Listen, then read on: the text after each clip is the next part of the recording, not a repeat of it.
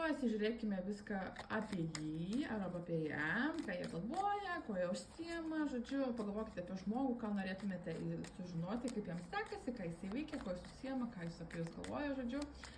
Šiek tiek pašnipinėkime, ypatingai jeigu neturime prieigos prie to žmogaus. Pasižiūrėkime, ką rodo kortos.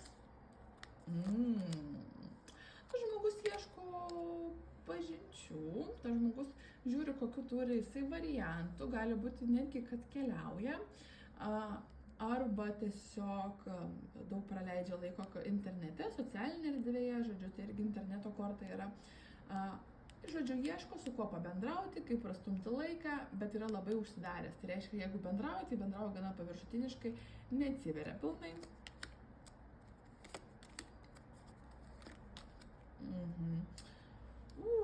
Jisai jaučiasi, kad yra pridaręs jums dalykus, jaučia, kad yra įskaudinęs, kad jisai turi kažką su jumis iškomunikuoti, nes gauna karmą iš visatos. Jisai gauna karmos, jam nėra lengva, yra kažkokių problemų, tai mašina gal sugedo, tai telefonas iškrito iš rankų. Žodžiu, daug tokių dalykų, kurie atsiranda kaip mažos problemėlės jo gyvenime ir jisai sako, man čia karma už tai, ką aš jai padariau, man reikia tai iškomunikuoti, jai arba jam.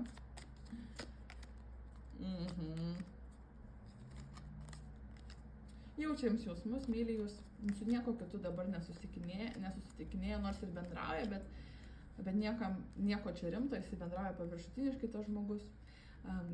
Daug ugnies energijos ir vandens energijos, tai arba jūs gali būti avinas, šaulys, arba liūtas, arba vandens ženklas, tai vėžys, skorpionas arba žuvis, bet iš esmės jisai daug galvoja apie jūs, turi daug problemų, dar kartelį kartojasi, turi kažkokių dalykų, daug apie jūs galvoja, svajoja netgi, bet vis dar yra jums ištikimas. Nežinau, kiek jums to ištikimybės jums reikia, bet jums jaučia jausmus, meilė, ištikimybė. Pažiūrėkime, ko mums iš to žmogaus tikėtis.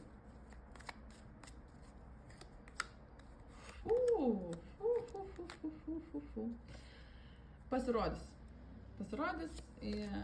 jūs galite pati būti ragana, dėl to jis ir jaučia, kad karmą gauna, galite skaityti pati kortas, arba to žmogus žino, kad jūs ar manifestuojat, arba tiesiog sako, jinai mane yra užbūrus vos ne, jinai taip padarius, kad man viskas nesiseka, krenta iš rankų dėl to, kad aš ją kažkaip įskaudinau, bet tas žmogus jums jaučia labai stiprius jausmus, čia yra meilė, jaučiasi, kad jūs yra nuvylęs ir grįš jūsų gyvenimas su kažkokiu tai pasiūlymu, karalius taurių, tai gali būti vėl, kaip sakiau,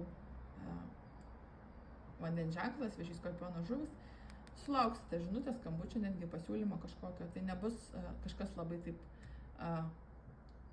nereikšmingo, kadangi krenta kaip karalius, tai galite sulaukti netgi pasimatymo, kažkokio pasiūlymo arba susitikimo. Tai žodžiu būtų tiek, pakomentuokite, ar tiko, patiko ir kokių būrimų dar norėtumėte. Iki kitų būrimų.